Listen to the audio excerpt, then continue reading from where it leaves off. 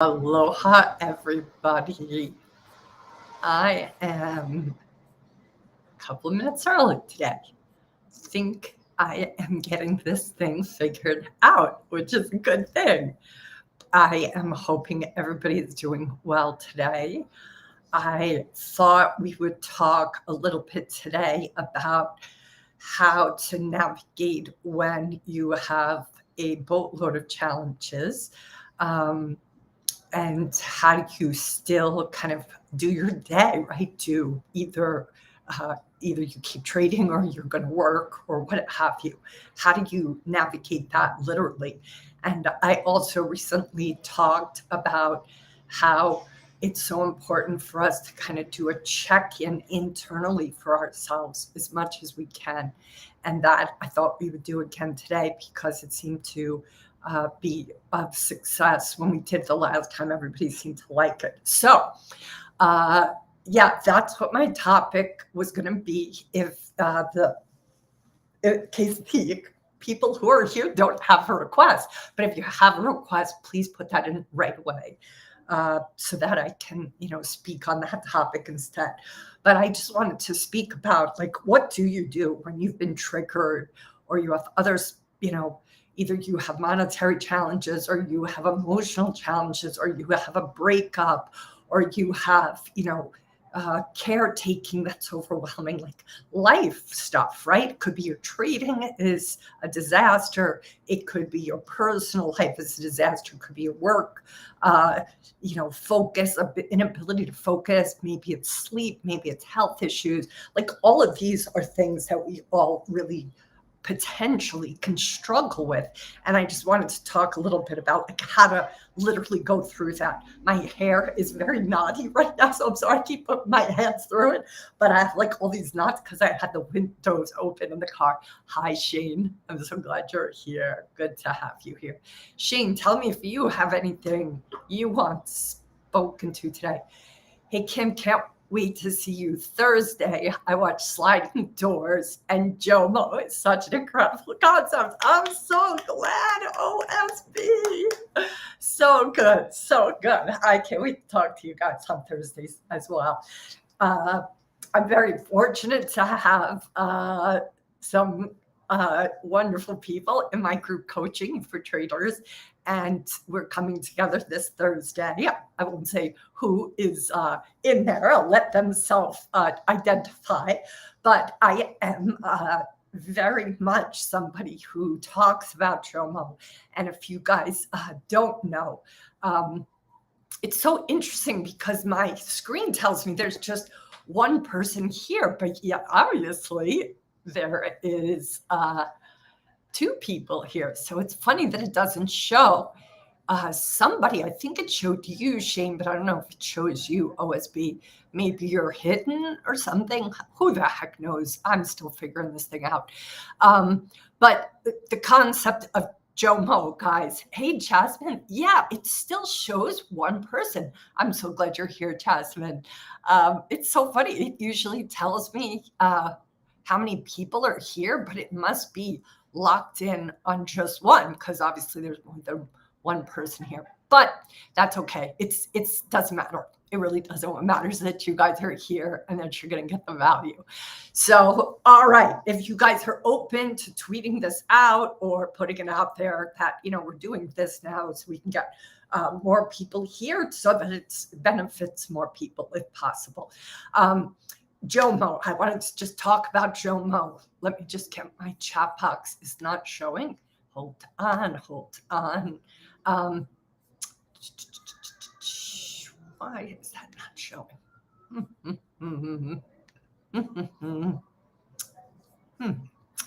I am chat. I see the chat.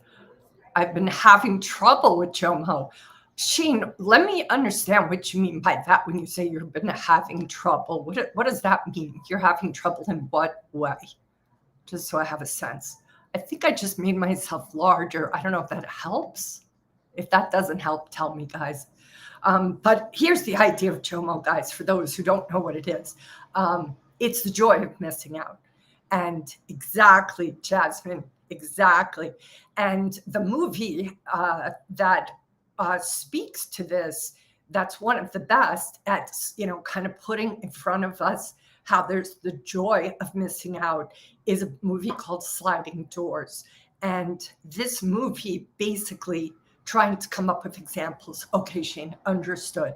So what I was hoping is that you could perhaps look back on different places of your life where, something that appeared to not be benefiting you possibly did benefit you. I'll give you an example. Different challenges that I had in my late adolescence, early 20s were fucking insane. Excuse my French. They were so complete, almost madness, some of the stuff that I had to navigate. And I was so young and so, naive, if you will. But that experience completely facilitated my being able to work in finance, my being able to be an entrepreneur. Like I have joy in so many ways now having my own business because I missed out at having like a peaceful 18, 19, 20-year-old years, right? So, and I don't want to ruin it for you guys, but in the Sliding Doors movie, what happens is you see a gal catch the subway and miss the subway. And then you're watching two movies in one. And basically you're watching how it looks as if her catching the subway or missing the subway, like her life looks totally different initially in the film from each other, because you see like she gets back to her apartment quicker than she does when she misses the subway, and all these different domino effects happen. So the joy of missing out is that, and in fact, if you guys look at my Twitter handle just the other day, in fact, I'm going to read you another concept that's in the same kind of spirit of that. This is Jomo too, guys. Remember that sometimes not getting what you want is a wonderful stroke of luck. So what you're looking at is that there are times in our lives when it feels like we missed out on something. And it's just about a mindset, a perspective shift to realize that, there are times when maybe you miss out on things, but if that didn't happen, then this didn't happen, something positive. That's the heart of it. So the fear of missing out, of course, is FOMO. But what I try to advocate is that you guys start to focus on JOMO instead. Where did a trade almost happen to you, but perhaps because, exactly, Jasmine, but because you were afraid to take it, you have the joy of missing out. You didn't have to deal with, a lousy trade because you missed out because you were nervous. Now, not that I would say you want to stop there. I want you to obviously get to the bottom of why you were afraid and find a way to transcend that the next time. But at least in the moment, it begins to help you be grateful for the things that are going well for you. It's so easy for all of us to focus on the things that are shitty. It's so easy for us to focus on, all the people that disappoint us, all the people that say they're going to do something and then they don't do it, right? Like we are hardwired. Kahneman talks about this in Thinking Fast and Thinking Slow, right? It's part of our dynamic to focus on the negative. It's just the way we're built. It's part of what's helped us survive all these years.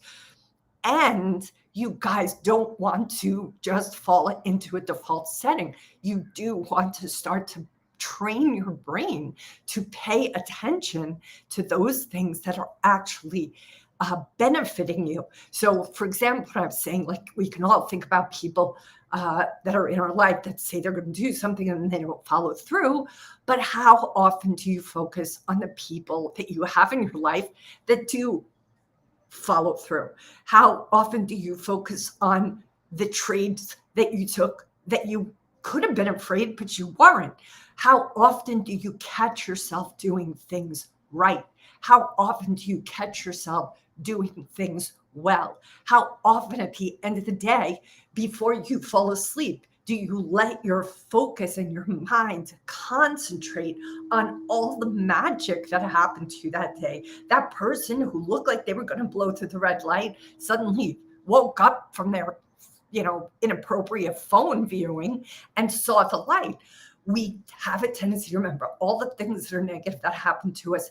And I'm suggesting that you guys begin to shift this up and start to really focus on what goes well. And that would include the things that maybe were bad, but weren't like life altering, right? There's always things to be grateful for. And this becomes a practice that serves you in a myriad of ways. And that is what I think JOMO is all about. And in that movie, what you discover is that you're of an opinion through the movie, without ruining it for you all, you're of an opinion as you watch that movie. You're of the opinion that this particular path she takes is just the worst. And gosh, if only this is her path, right? But then by the end of the movie, you get a nice little surprise where it's like, even the things we think are really good for us, maybe in the long run wouldn't have been. And that's the heart of what JOMO is all about. All right, enough about that. I want to talk about JOMO. I also thought maybe we should do another meditation. But before I dive in, let me ask you guys, what do you want coaching on today? What do you want to speak up to with regards to any of the challenges that you're up against personally or professionally? Lay it on me. Lay it on me, and then I'll speak right to you guys. And hopefully that helped, Shane. And if it didn't, please let me know. All right, I'm going to take a sip of iced tea and water here. It looks a little bit like whiskey, doesn't it? That would be a big glass of whiskey. All right. So if I don't have any questions, I'm probably going to take everybody into a meditation. One of the things that I said at the beginning was that I thought today we would talk a little bit about what to do when, the shit hits the fan, when, there's a breakup or heartbreak or something really important in your life didn't go your way, or perhaps you're caretaking, or perhaps you just have health stuff. Like, there's always going to be challenging situations that are happening for us. And I want to just kind of talk to you guys so you guys have something to kind of sink your teeth into when the shit hits the fan, when things don't go the way you want them to. So one of the things that I always advocate is that you first practice self-empathy. What does that look like? Self-empathy is a willingness to pause and notice, first of all, how are you feeling? What is happening for you? Are you feeling grief? Are you feeling anger? Are you feeling a sense of apathy? The most important kind of practice is a practice of noticing yourself, becoming self-aware, being somebody who's able to notice when the internal starts to shift, when the internal is perhaps being triggered. Your ability to navigate whatever is afoot in you has to begin with just the self-awareness. So, for example, if you're about to have to go work or go trade and you're coming from a challenging situation, I'd love for you to begin to practice self-empathy. And that looks like first pausing to notice what's coming up. What is it you're feeling? I'd love for you guys, if you don't have this already, here, I'm going to actually type this into the chat box. I want you guys to go to this needs list. Let me get it for you here. This is a universal needs list, but also in addition to the needs, what's on here is the feelings list as well. It's on the back side of this. So hopefully that, it shows. Okay.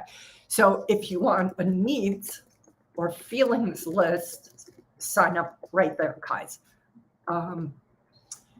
So the steps are to notice, how am I feeling? I'm about to sit down. I have to do some work. I have to do XYZ, pick up the kids from school, help out a grandma, and I'm not in the mood for it. So first, what I advocate and what I do myself is I will pause and I will notice, wow, I'm feeling really kind of sad about something today, whatever it is, right?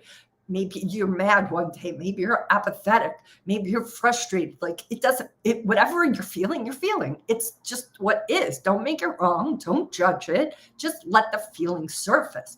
So for myself, I might be like, okay, I'm feeling sad today. Wow, that doesn't feel good. I'll kind of pinpoint, where do I physically feel it? Maybe I feel it in my heart, maybe I feel it in my chest. Everybody's going to feel it in a different place. But I want everybody to just find a way to tune into whatever the feeling is.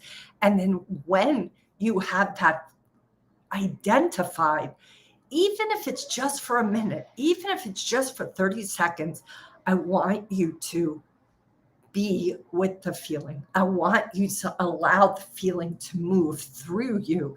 It might need to discharge. It might need you to have the experience of the feeling.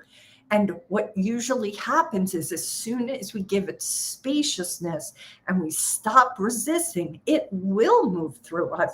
It might mean, if you're angry, you have to get up and jump up and down and shake your hands out because you feel the anger is so strong. If it's sadness, could be that you need to cry or mourn or grieve or express that sadness in some way.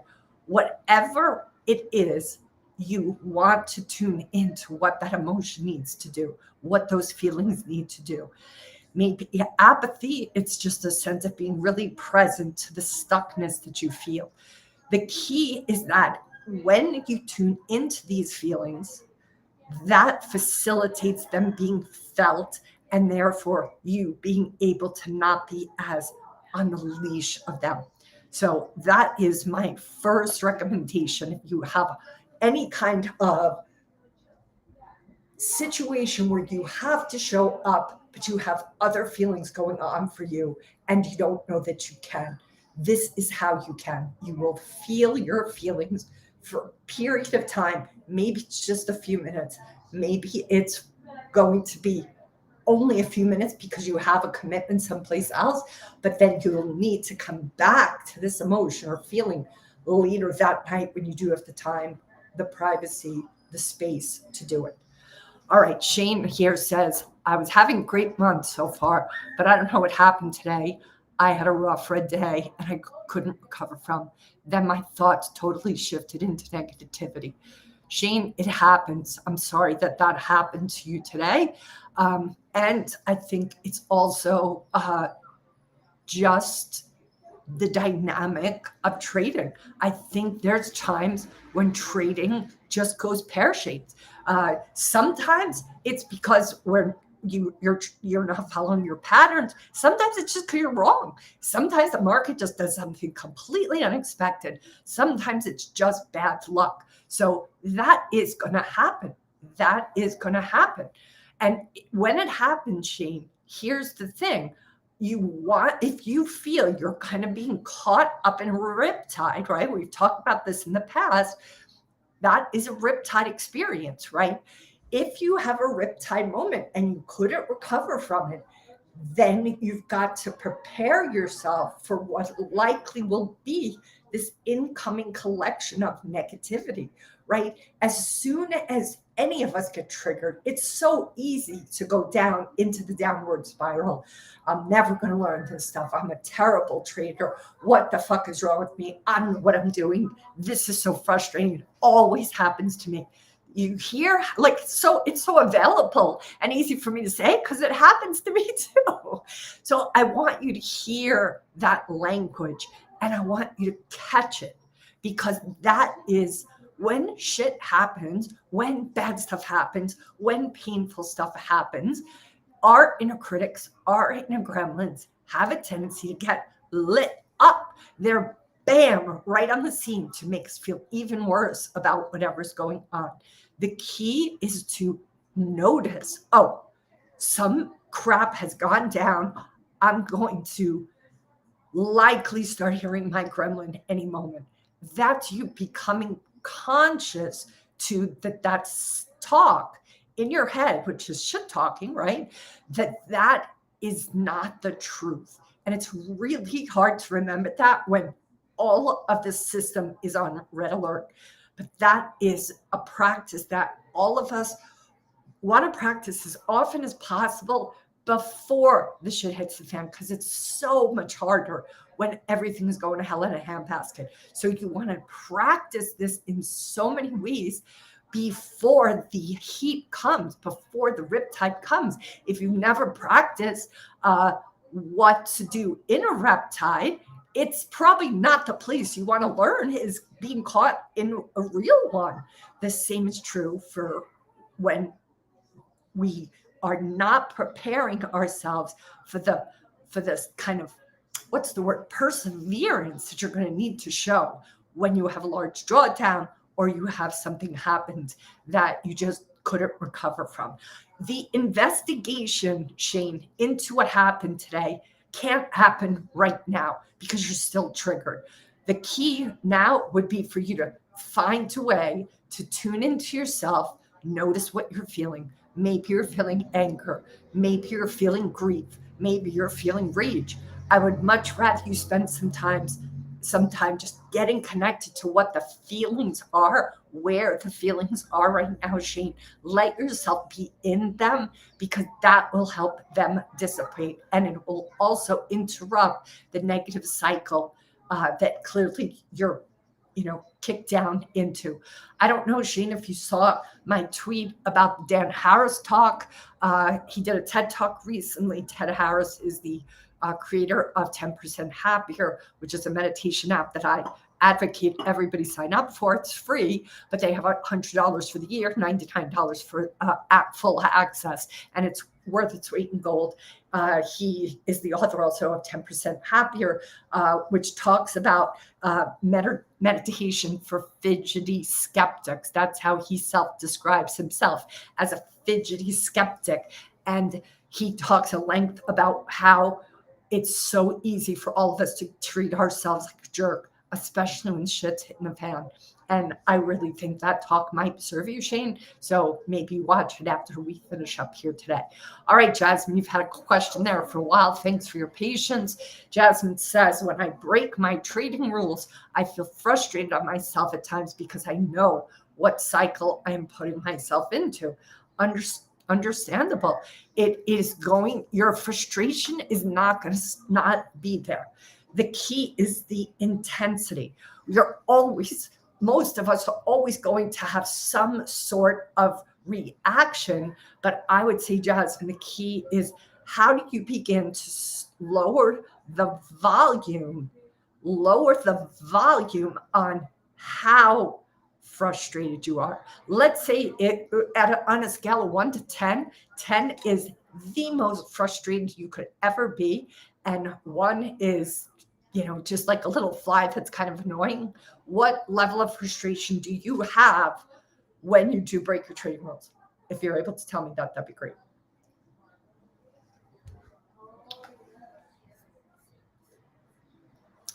The key here is that it's telling me that the chat box and the things aren't available on all the platforms, which I don't understand. It should be available on all of them, but for whatever reason it isn't. That's okay.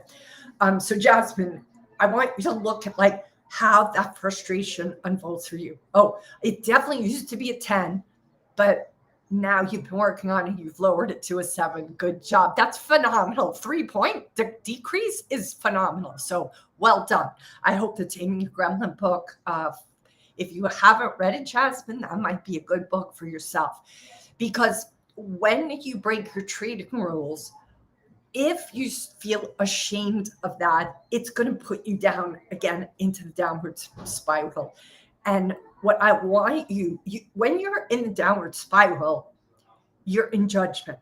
And judgment isn't what's going to help you solve the mystery of why do you keep trading your trading rules. What's going to help you uncover what the motive is behind you breaking your trading rules is you're going to have to approach yourself from a place of neutrality and curiosity. Those are the two words, guys. You hear me repeat and repeat and repeat. There's a reason. If you can start to get yourself every day back to a place of neutrality, notice when you go into judgment. Notice when you go into having an opinion. Notice when you say, that's right, that's wrong.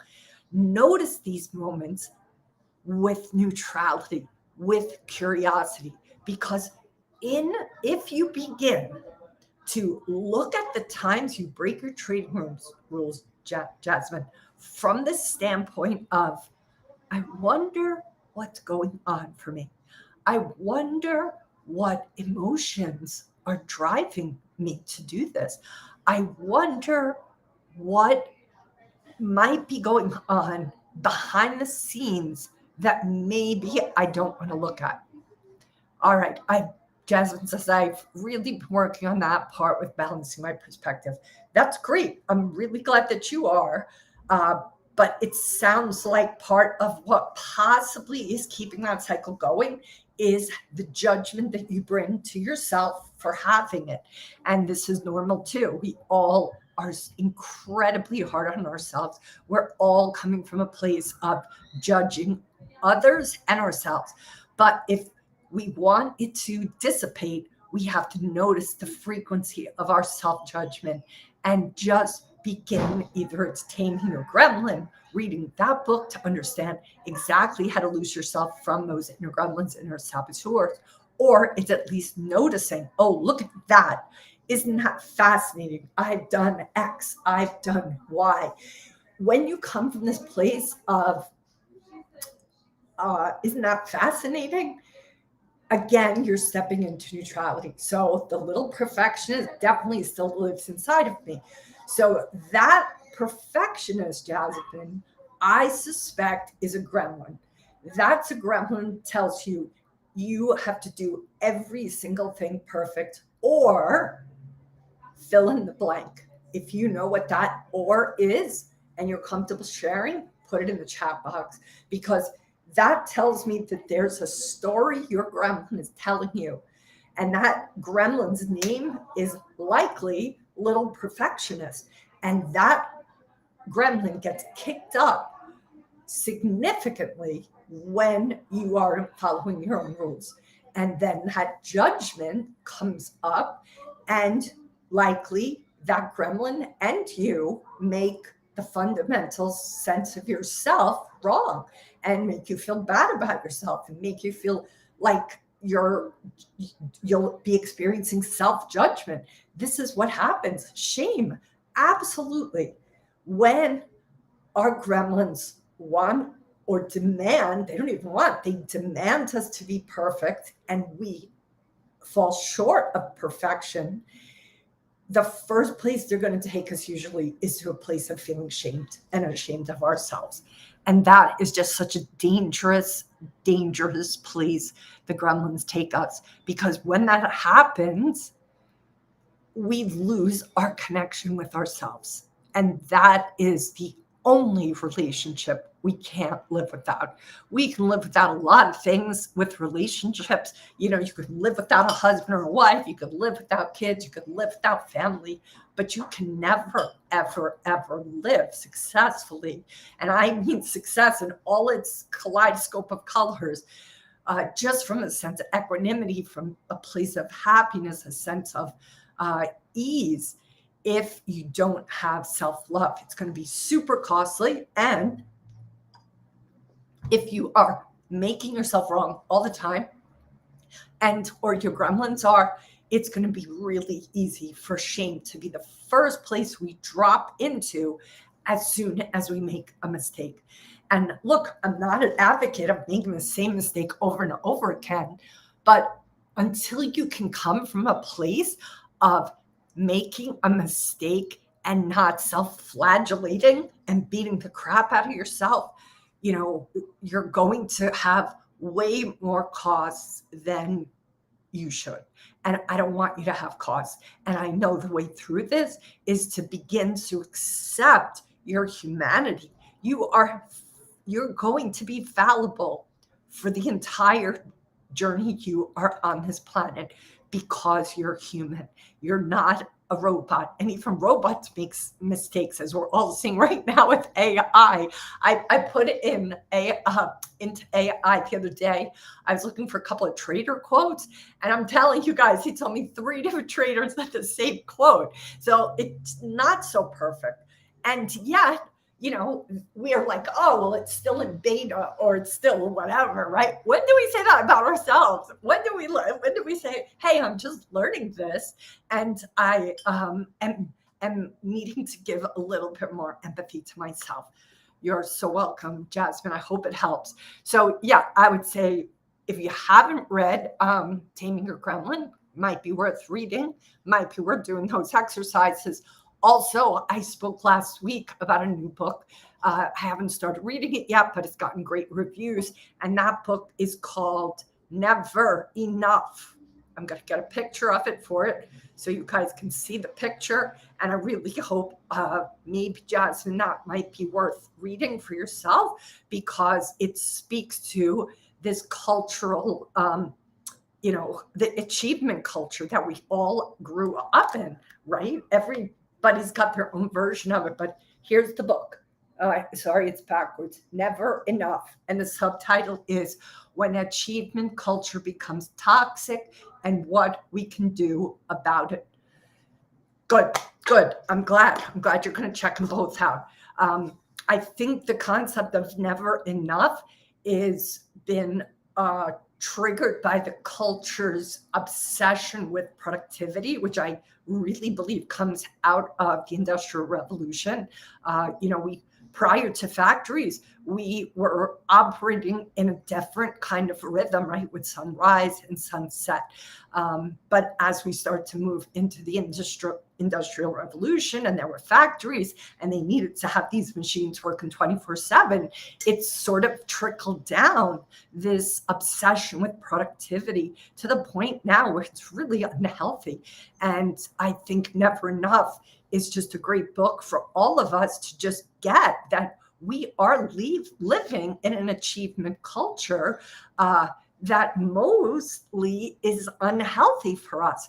And it's not like we're going to be able to just drop out and, go live on a beach someplace, but we need to learn how some of this self-destructive self-judgment is costing us. Because if you are constantly judging yourself over the mistakes you make, you are distracted from the matter at hand. Let's just say, for example, Jasmine, in the moment you broke your trading rules, it wasn't just a mistake in that one particular trade, but then your mental capital is shot for the day, because now you're going to be like, well, I don't want to do that again. And you're still self-talking yourself down into a spiral. And then maybe you see a trade and you're like, am I going to do it again? If I do it again, I'm a complete jerk, blah, blah, blah, blah, blah, right? All of this fills our head. It's possible. I don't know about you, but I know for myself, if I make a big mistake, I'm 3 sheets to the wind for the rest of the day. If I don't practice forgiveness or empathy for myself, and I'm really hard on myself, I'm not going to be able to focus on anything the rest of the day, because I'm so busy in the rehashing. It's like, did you ever hear that silly quote about, like, the woman goes to the doctor and she's like, doctor, every time I drink my tea, I get poked in the eye. And he asks her like something about like, well, why do you keep your spoon in the teacup? But that's what we do when we make a mistake.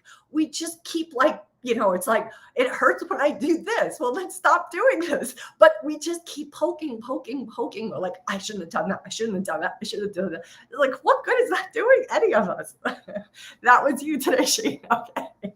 Yeah. So that is telling you that you have been hijacked by your inner saboteur. You've been hijacked by an inner gremlin. Jasmine says, I use so much mental capacity just fixating over the first trade mistake. That's it. That's it, Jasmine. And meanwhile, you know, you and take this like really the way I mean it. There could have been 5 or 10 other mistakes you could have made today and learned from. Like, mistakes aren't the issue, guys. This is so important and so simple. It's overlooked all the time. It isn't about the mistakes.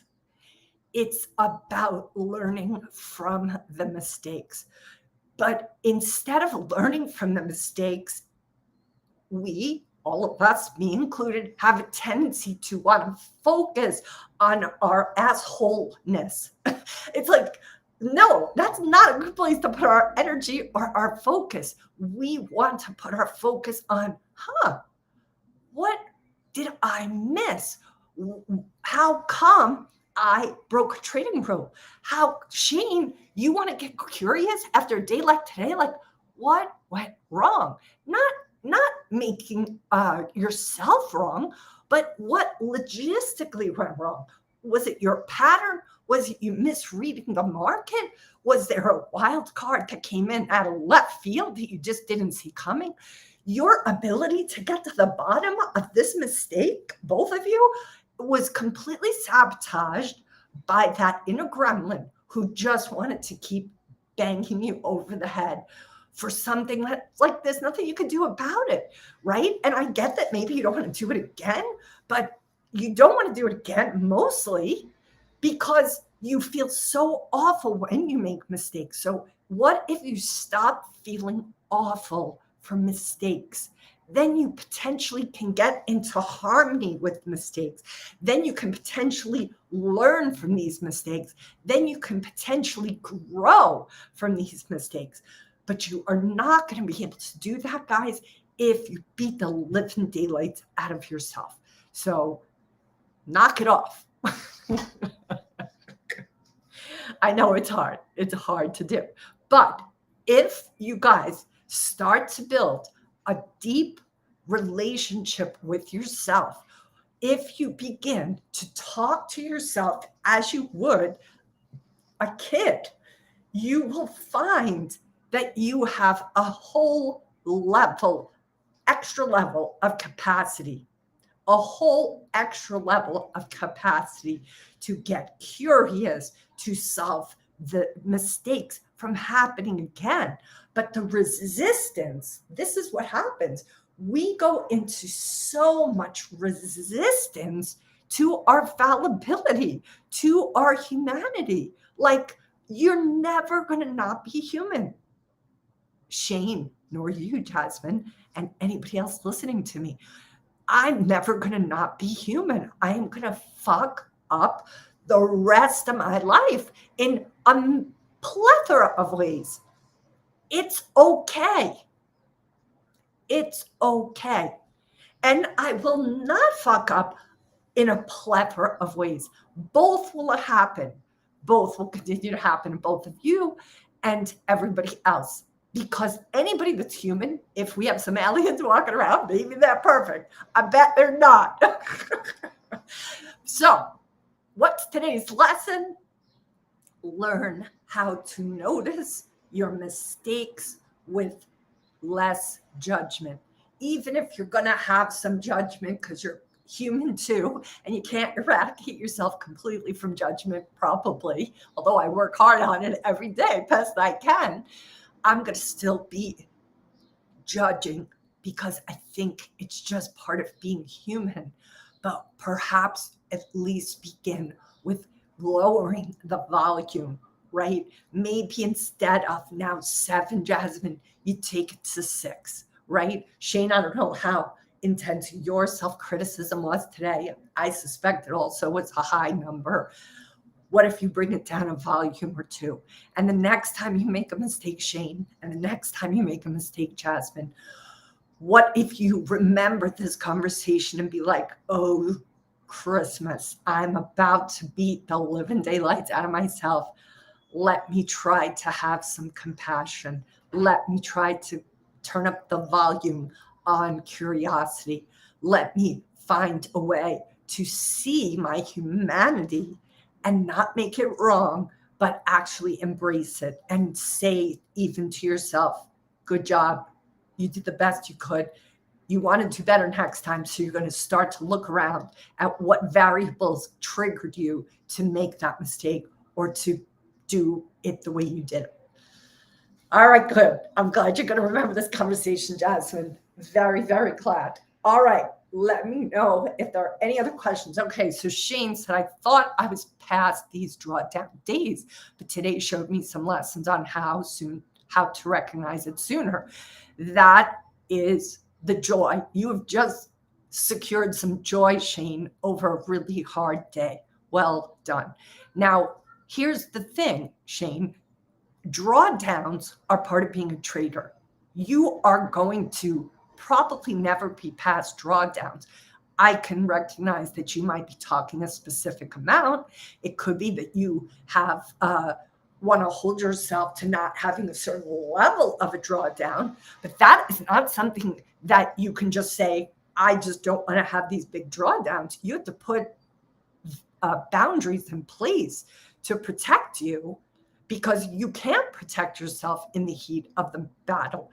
So I would say, if that statement you just said, though, is coming from a place of, I am now good at what I do, that I will never have a drawdown again, I would say that's an impractical expectation to have for yourself, because drawdowns are part of trading. How much of a drawdown is what you can, you can't even fully control that, but you can at least put your stops in place. But you guys got to remember that there are things beyond our control, and we have to be prepared for them. And to deny that they're going to happen is not being in reality. And I don't want that to happen to you guys either. All right, so Jasmine is saying to Shane, it's all a minor pullback in the big picture, and the lesson will help you in a future trade. Hell yeah, it will. Same for you, Jasmine. Same for you. It was basically psychological today, not a technical. Okay. I mean, Shane, that's kind of great, because now what's happening is you are very conscious of some of the emotional triggers that got stoked today. And it gives you plenty of fodder now to start to get very curious about what triggers got pressed for you. Buttons got pressed to you when XYZ happened, when this did this and that did that. You start to get triggered. I want you to spend some time after this conversation and identify what was happening with your mindset, what was happening to your ego, what was happening to your sense of, pride. Like, some collection of things started this. I want you to figure it out play by play. This started to happen. I lost confidence in myself, but my ego was like, no, I know I'm right. Like, I don't think that's what happened to you, Shane, but that's the kind of play by play I want you to look at with regards to this day, so you can get to the bottom of what were the triggers for you today. What were the stories you were hearing? What were the stories that likely your gremlin was telling you? And that's the thing about these gremlins, guys. They are an equal opportunity, gremlin.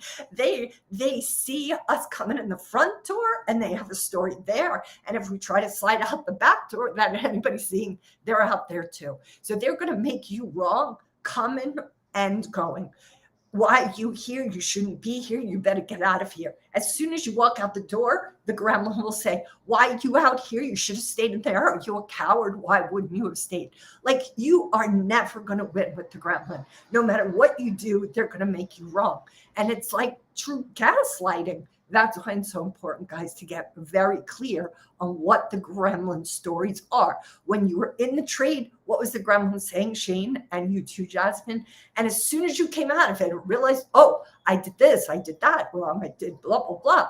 What did the gremlin say then, right? I bet you're going to hear the same catchphrases regardless of what you did. And that is going to give you the power. That's going to give you the spaciousness to potentially next time not get the button pushed. You don't want to get triggered. Triggering is going to happen. Rather, let me say, you don't want to be controlled by the trigger. You're going to get triggered, but I want you guys to start to become so cognizant of being triggered. Something happened for me this morning. I got triggered, but I caught myself. I had a lot going on. Multiple calls were trying to come in. And I was talking to somebody and I had to focus. And I was like, oh, this, and I have to do that. And I could feel myself just getting spread thin. And then I was like, oh, I'm being totally triggered. I'm overstimulated. I have too much going on. I'm trying to have this conversation. I just have to focus here because this person I'm talking to, I have to give my undivided attention to. The only reason I was able to do that was I noticed my getting triggered. That is the key. And that's the word, the catchphrase you will hear repeated in the Taming a Gremlin book. The catchphrase is simply notice. That's what you guys are doing. I want you to notice.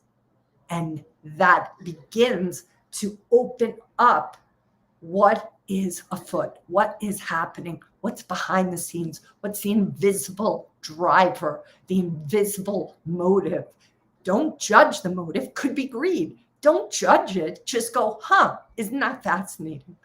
My gremlin, Jasmine says, is always getting scared, is me getting scared of my own trading plan and having me second guess myself. Good, Jasmine. That's huge that you know that. It's huge that you've self-identified that. So the second guessing yourself likely is occurring because the inner gremlin inside of you demands perfection. If you were not as beholden to perfection, you likely would not have to second guess yourself because you'd be comfortable with finding out if the pattern works or not. Put in the reinforcements, put in the stop loss that allows you to experience loss without damaging too much of your capital. I'm not asking you to waste your money, but the point is, like, if you can't be wrong with your pattern, how the hell can you correct it? How the hell can you fix it? The only way you're going to know if your pattern works is to find out if it does. But if it doesn't, find it out because you tried it. But if you don't forget to try it out because you're second guessing yourself because the gremlin tells you can never make a mistake, can you see how that's going to keep you in a loop and it's going to prevent you from ever finding out, does your pattern work or not? Like, you got to find that out. If you want to use that pattern, you can't be second guessing it all the time, but you're going to have to get comfortable with a certain amount of loss. You can be the decider of how much loss that's going to be. I get that it might be uncomfortable, but you're going to have to find a way to tame that gremlin that tells you you can't ever make mistakes, because what's happening is not only now are you not making mistakes, right? In a way, enough of them, but you're also not able to make successful trades. That's what's so crazy. These gremlins who keep us so limited not only limit us in this, which we normally wouldn't want to do, but they also limit us in this over here that we do want to do. That's how sabotaging they are. They keep us from making mistakes that are part of what every trader has to go through, and not judging ourselves and being, oh yeah, that's part of me learning now if my pattern works. And then being able to finally find out once and for all, does it work? And then using it and then making profit. So hopefully that makes sense. All right, so Jasmine says, yes, I tend to have great trading plans, but then I don't pull the trigger, or I do and take profit too soon. Okay, so again, I think this is just about your comfort with mistakes. And part of your comfort with making mistakes has to be, you have to consciously be aware of the fact that there is a boundary. Like, I'm not telling you not to have a stop loss, but I'm saying I almost want you to get comfortable with your trading mistakes so that they're kind of right now, they all have you on the leash as opposed to you having them on the leash, if that makes sense, right? Even taking profits too soon is, it sounds to me, I don't know, only you know, but you possibly second guessing yourself again, right? So all of this second guessing yourself, not trusting yourself, it's possible that all that shows up because you're coming from a place of never being allowed to make mistakes. Okay, Jasmine said, yes, that makes sense. Good. I'm so glad. All right, Shane, I've been talking to you too, but I just want to check in and see, is it possible that this is the same issue for you, that making a mistake is really hard for you? Often when traders stay in a trade too long, it's because their ego is tied to having tied is one word, but too attached to being right, right? And what people who have to be right, what's the other side of that coin? People who have a really hard time being wrong, a really hard time making mistakes, a really hard time failing, right? We, whatever that is, it's like the shadow side of it. And that's ultimately what I want you guys to really get, is that that shadow side is reflecting back to you the place that you are vulnerable, right? Because anytime we go into a resistance to reality, we are like locked into a contraction. Like, I don't want to be human. Like, doesn't that sound crazy? Oh, good, Jasmine. I'm so glad. Jasmine said it was groundbreaking for her, and I'm really glad. And you're saying thank you too. You are so welcome. And I'm so glad this is a safe space for you. So, but think about it, right? The gremlins telling us all, you can't be human. Like, that's an impossible ask of us, right? We're going to never not be human. So the key here is, how do you start to actually get comfortable with the thing that is reality, your humanity, your fallible fucked upness. This is being human, people. We're always going to be these fallible creatures that fuck up, that make mistakes, and it's okay. And it's okay. We want to watch and learn from each one of them. Good job, Shane. I think that could be hitting the nail on the head there with this perfectionism, right? Because if that perfectionism was rearing its head today, and your self-judgment over not being perfect today, the first thing we're going to do is we're going to go into a resistance. We're going to go into contraction. Can you guys see what I'm doing with my arms? What does that look like? That is the physicality, the embodiment of resistance, contraction. We start to shrink. We start to get tight. We put our arms across our chest, literally or metaphorically, to I did not do that. I'm not going to do that. I can't do that. What the hell's wrong with me? Like, right. It's a guarding. It's a protecting. It's like, oh my God, right? Because the worst thing that could happen is you could make a mistake. No, that is not the worst thing that could happen, people. But the gremlin makes it so dramatic and so like larger than life that it completely paralyzes us, and we drop out of trades that perhaps we should stay into, or we stay in a trade that has clearly told us we should not stay here, because our ego gets so attached to being right. Because being right, what? is the penultimate? No, it's not.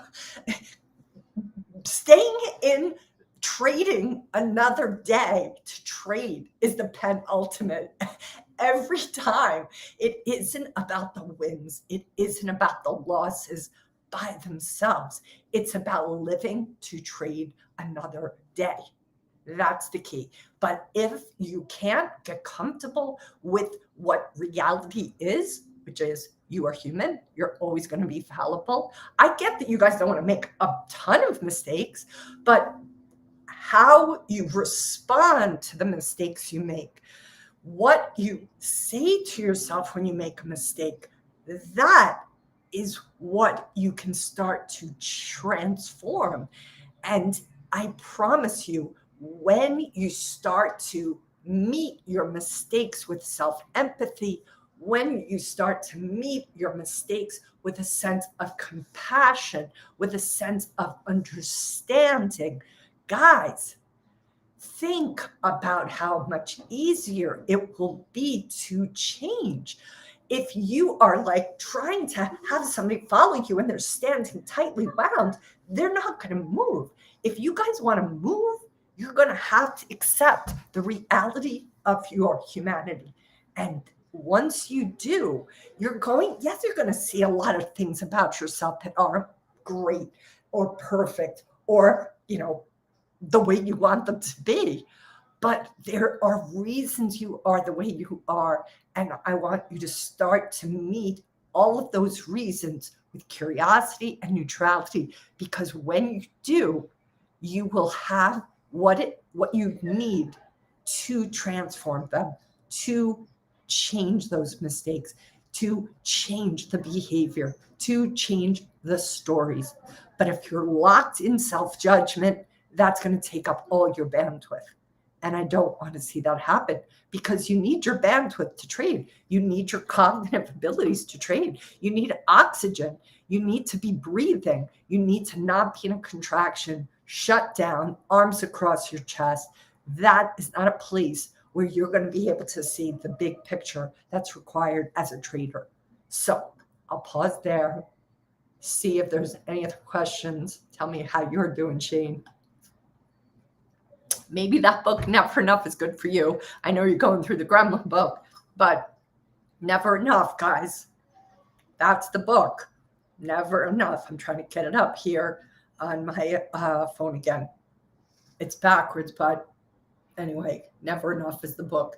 And the author is Wallace. That is a great book. Subtitle is When Achievement Culture Becomes Toxic and What We Can Do About It. All of our culture, for the most part, is toxic right now, advocating that we work way longer than we are built to really be able to. And I just want you guys to start to step into this concept that this gremlins of yours doesn't want you to believe you're enough, right? Because if you begin to really believe you are enough, even with your imperfections, even with your fallibilities, even with your triggers, just think about what's possible if you just took them in stride. And if you don't take them in stride, then your gremlin gets to live rent-free in your head. And I would say nobody gets to live rent-free in your head. And every time you notice that it's squatting, this gremlin, I want you guys to kick it the hell out, because you don't want to have that enemy in your head telling you you have to be something when no human being can ever be, which is perfect, right? All right, I'm going to probably shut this down soon. I think we just had a couple of other people join. If anybody has any questions, put them in the chat box before I close up.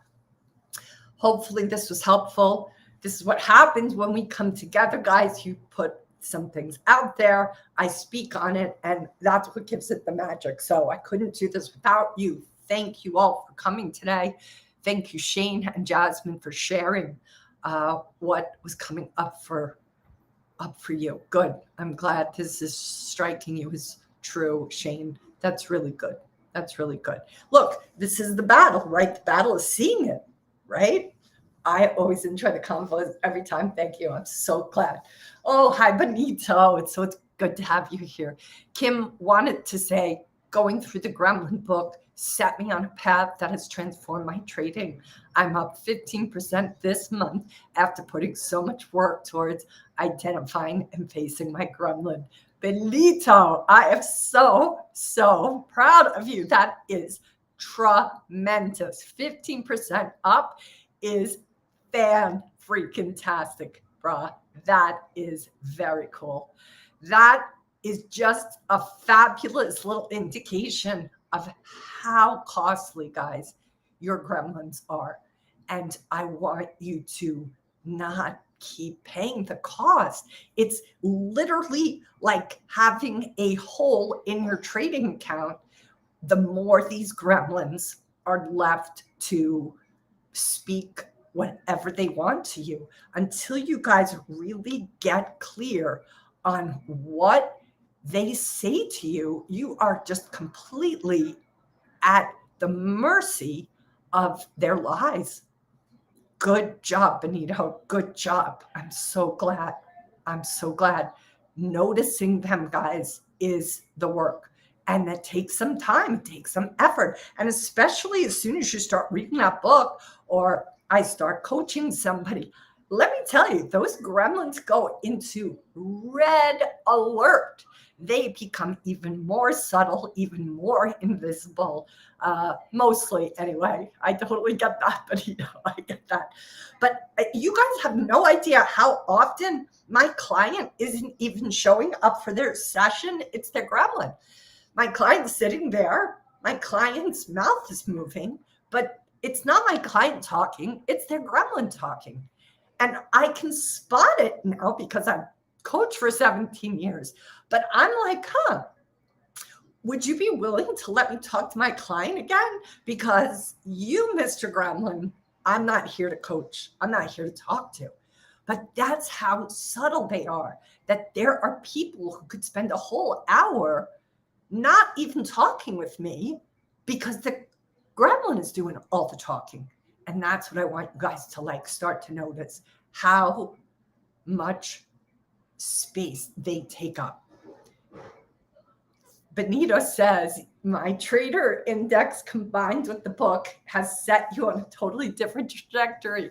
That is such good news, Benito. I love my assessment.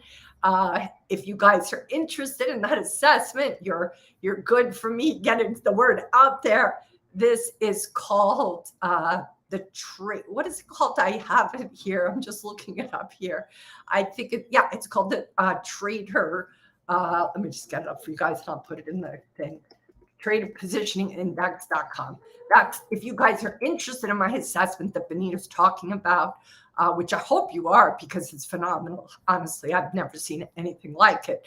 Shameless plug because it's transformative as fuck. That is so great. Thanks, brother. Thank you.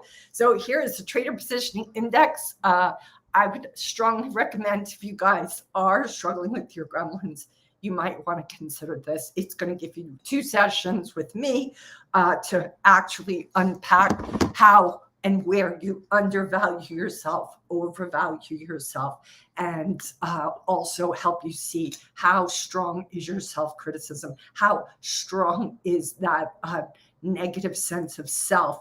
It just helps gauge as markers on a map, like how far up the mountain are you that you're going to have to start to descend slowly.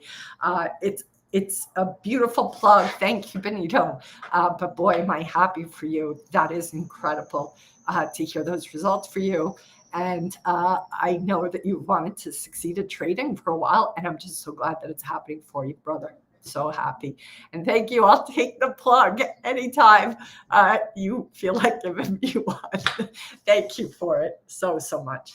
And that's what I want to do. I want to see transformation for everybody here, everybody listening, because I really know, guys, these tools they've changed my life and they've changed the clients that I've worked with who applied them as well. And that's what I want to see happen for you guys. So, all right, I'm going to close it up there. always a pleasure to see so many friendly faces here, to hear the good stories, and even to hear the hard stories, guys, because the hard stories are the stories that are going to level you guys up. Today's lesson is look for the perfectionism. Get curious about where that comes from, how long you've had it, and see if you can't begin to dial it back in volume. That's what I want you to think about doing between now and the next time I do this, which is when I'm not so sure right now, but I'm going to shoot for tomorrow. All right, guys, a hooey ho, which means until